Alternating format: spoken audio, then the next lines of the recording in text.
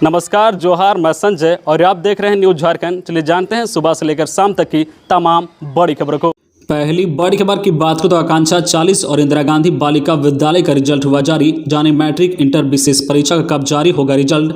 Jack द्वारा ली गई परीक्षाओं का रिजल्ट जारी करने का रास्ता साफ हो गया है। स्कूली शिक्षा एवं साक्षरता विभाग ने जैक सचिव को रिजल्ट जारी करने के लिए अधिकृत कर दिया है। विभाग का पत्र प्राप्त होने के बाद जैक ने कल आकांक्षा 40, इंदिरा गांधी बालिका आवासीय विद्यालय एवं नेतरहाट आवासीय विद्यालय की तर्ज पर संचालित विद्यालयों के प्रवेश परीक्षा का रिजल्ट जारी किया है। इस माह के अंत तक मैट्रिक व इंटर विशेष पूरक संपूरक परीक्षा का रिजल्ट भी जारी कर दिया जाएगा। इसके अलावा मदरसा एवं मध्यमा परीक्षा का रिजल्ट भी तैयार है। ज्ञात हो कि 15 सितंबर से अध्यक्ष का पद रिक्त होने के कारण रिजल्ट जारी नहीं हो पा रहा था। प्रावधान के अनुरूप अध्यक्ष ही रिजल्ट जारी करने के लिए अधिकृत है। आकांक्षा 40 में इंजीनियरिंग के 182 व मेडिकल के 189 विद्यालयों के नामांकन की अनुशंसा की गई है। विद्यार्थी जैक की वेबसाइट पर अपना रिजल्ट देख सकते हैं। अगली बड़ी खबर की बात करें तो झारखंड में पीएसए प्लांट के उद्घाटन पर विवाद। बीजेपी के सांसद ने कहा कि नरेंद्र मोदी का अपमान कर रहे हैं हेमंत सोरेन। सत्ताधारी पार्टी का जवाब, ऑक्सीजन प्लांट के उद्घाटन के लिए मुहूर्त का इंतजार नहीं। झारखंड में अब पीएसए प्लांट के उद्घाटन पर विवाद शुरू हो गया है।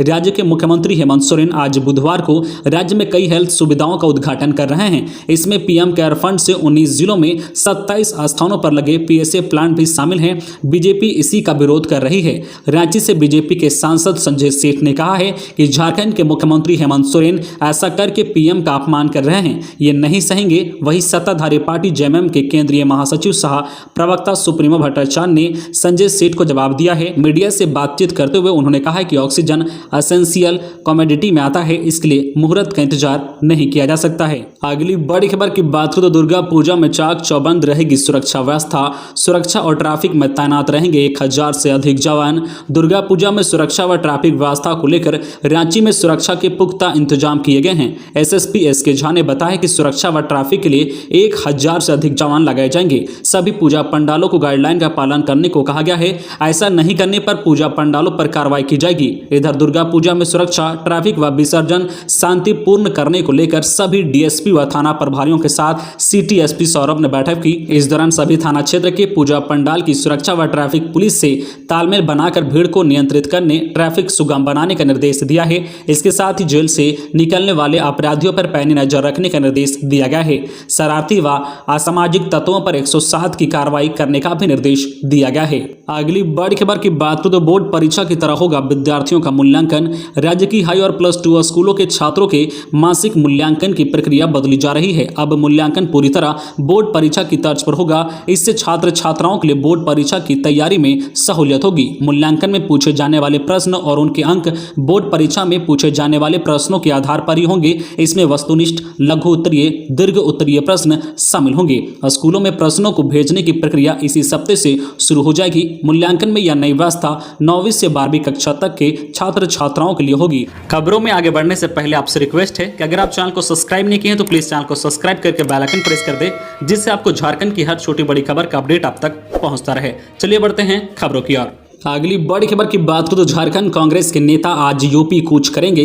प्रियंका गांधी की रिहाई के लिए प्रदेश अध्यक्ष की अगुवाई में मंत्री, विधायक और जिला अध्यक्ष का जत्था सड़क मार्ग से जाएगा यूपी। झारखंड प्रदेश कमेटी के नेता बुधवार को यूपी कूच करेंगे। प्रदेश अध्यक्ष राजेश ठाकुर की अगुवाई में मंत्री बन्ना गुप्ता और बादल पत्रलेख के साथ कांग्रेस के विधायक और दर्जनों की संख्या में जिला अध्यक्ष का जत्था रवाना होगा। ये कांग्रेस की महासचिव प्रियंका गांधी की रिहाई की मांग और किसानों पर हुई दमनात्मक कार्रवाई के विरोध करने यूपी जा रहे हैं। कांग्रेस के प्रदेश अध्यक्ष राजेश ठाकुर ने बताया कि बीजेपी सरकार की नीतियों का विरोध दर्ज कराने कांग्रेस का जत्था सड़क मार्ग से यूपी के लिए रवाना होगा। ये जत्था झारखंड के लातेहार, पलामू, गढ़वा होते हुए यूपी में प्रवेश करेगा। इसमें कांग्रेस के सभी कार्यकारी अध्यक्ष भी शामिल रहेंगे। अगली बड़ी खबर की बात करें तो किसानों को हर हाल में मिले उन्नत बीज, मिट्टी की जांच हो।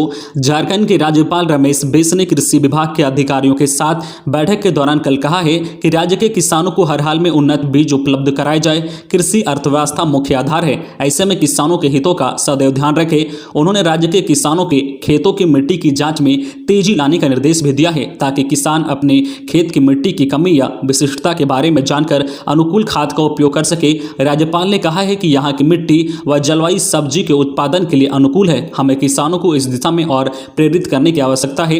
राज्यपाल रमेश बिष्ट ने कहा है कि झारखंड में पानी की कमी नहीं है, फिर भी किसानों को कृषि कार्य के लिए पर्याप्त सिंचाई की सुविधा सुलभ नहीं हो पा रही है। यह एक गंभीर समस्या है। इस दिशा में समन्वय और सक्रियता के साथ कार्य करने की जरूरत है। अगली बड़ी खबर की बात करें तो एसटीएफ और साइबर पुलिस ने 21 लाख की धोखाधड़ी करने वाले आरोपित को झारखंड से किया गिरफ्तार।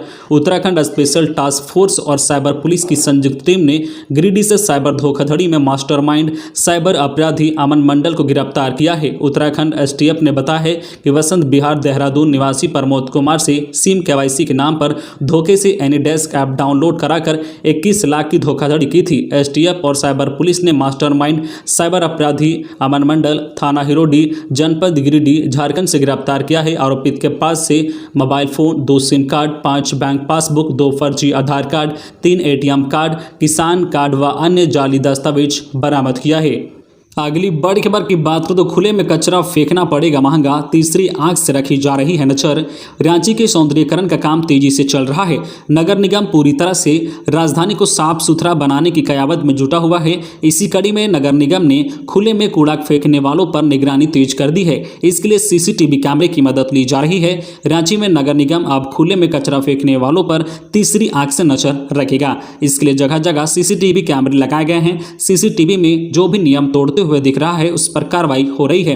नगर निगम ऐसे लोगों से जुर्माना वसूल रहा है। नई व्यवस्था के तहत अब तक 26,000 से ज्यादा का जुर्माना भी वसूला जा चुका है।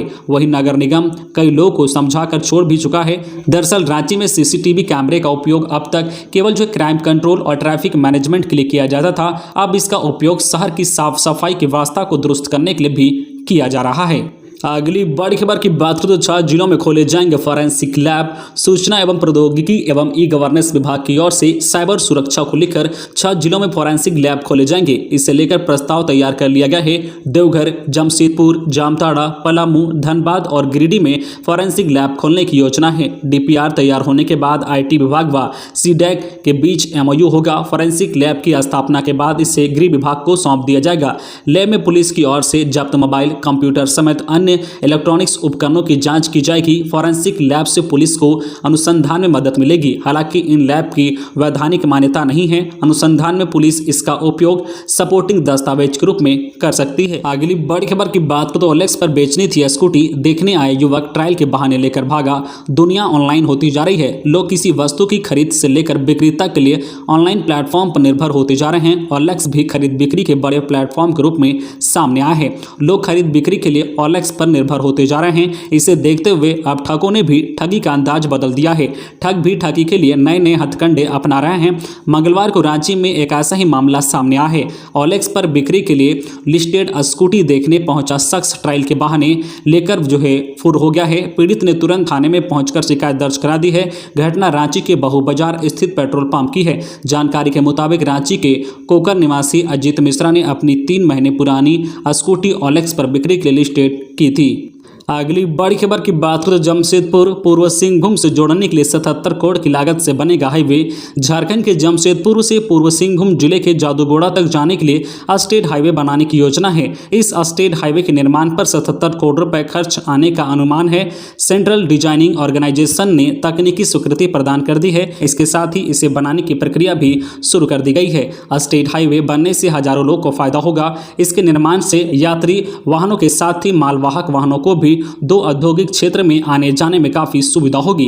प्रस्तावित स्टेट हाईवे का खाका पर्यावरण के अनुकूल बनाया गया है ताकि हरियाली भी बने रहे। जानकारी के अनुसार पथ निर्माण विभाग के जमशेदपुर प्रमंडल ने इस स्टेट हाईवे के निर्माण का प्रस्ताव विभाग को भेजा था, जिसे स्वीकार कर लिया गया है। अगली बड़ी खबर की बात करें तो राशन कार्ड आधार से लिंक। झारखंड में one nation one ration card का 1.5 लाख से ज्यादा लोग ले रहे हैं लाभ। राज्य में one nation one ration card का 1.5 लाख से ज्यादा लोग लाभ उठा रहे हैं। ऐसे लोगों में अंतर जिला 1,54,620 लोग हैं और जिले के भीतर ही 7,596 लोग लाभ उठा रहे हैं। कुल जो है 1,62,216 लोग झारखंड में इस योजना का लाभ लेते हुए अलग डीलर से राशन प्राप्त कर रहे हैं। 448 लोग ऐसे हैं जो दूसरे राज्यों के निवासी हैं लेकिन one nation one ration card योजना के तहत झारखंड में राशन प्राप्त कर रहे हैं। धनबाद में सबसे ज़्यादा 19,225 लोग अंतर जिला राशन प्राप्त कर रहे हैं। इसी तरह रांची दूसरे नंबर पर है जहां 15,851 उपभोक्ता अंतर जिला योजना का लाभ प्राप्त कर रहे हैं। तो ये थी आज की झारखंड की टॉप बड़ी खबरें। इसी तरह झारखंड की हर छोटी बड़ी खबर देखने के लिए आप हमारे चैनल न्यूज़ झारखंड चैनल को सब्सक्राइब करके बेल आइकन प्रेस कर दीजिए, जिससे आपको झारखंड की हर छोटी बड़ी खबर का अपडेट आप तक पहुंचता रहे। तो आज के लिए बस इतना ही, हमें दीजिए इजाजत, फिर मिलते हैं नेक्स्ट न्यूज में।